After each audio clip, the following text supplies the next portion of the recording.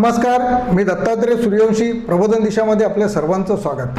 निर्भीडपणे कोरोना विषाणूशी टक्कर देणाऱ्या पोलिसांना केली खासदार राजन विचारे यांनी मदत. 1.5 महिना झाला कोरोना विषाणूचा संसर्गजन्य रोग हा फैलावत आहे.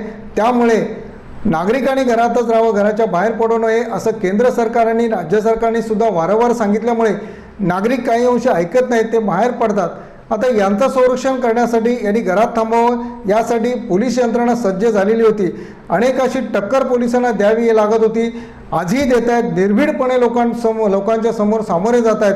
अशा परिस्थितीमध्ये आज पोलीस स्टेशनच्या सुद्धा पोलीस यंत्रणेचं आणि पोलीस विभागाचे संरक्षण करणं तितकंच गरजेचं आहे. प्रशासन तरी प्रामुख्याने त्यांचं संरक्षण करत असली तरीसुद्धा लोकप्रतिनिधी या नात्याने ठाणे लोकसभा मतदारसंघाचे खासदार राजन विचारे यांनी ठाणे पोलीस आयुक्तालय, नवी पोलीस आयुक्तालय आणि ग्रामीणमधले मीरा भाईंदर पोलीस आयुक्तालयाच्या सर्व पोलीस स्टेशनमध्ये सर्व पोलीस कर्मचाऱ्यांच्या, सर्व पोलीस अधिकाऱ्यांचे हात स्वच्छ असायला पाहिजेत. कारण त्यांचा वारंवार नागरिकांशी संबंध येतो आणि त्याची बाधा, त्याची लागण हे पोलीस विभागाला होऊ नये. आपण पाहिलं असेल की 3 पोलिसांचा मृत्यू झालेला आहे, अनेक पोलिसांना त्याची लागण झालेली आहे. परंतु यापुढे सुद्धा जे काय आत्ता या ठिकाणी जे पोलीस संरक्षणासाठी आहेत त्यांना त्याची लागण होऊ नये, त्यांचं संरक्षण झालं पाहिजे, त्यांच्या कुटुंबाचं सुद्धा संरक्षण झालं पाहिजे.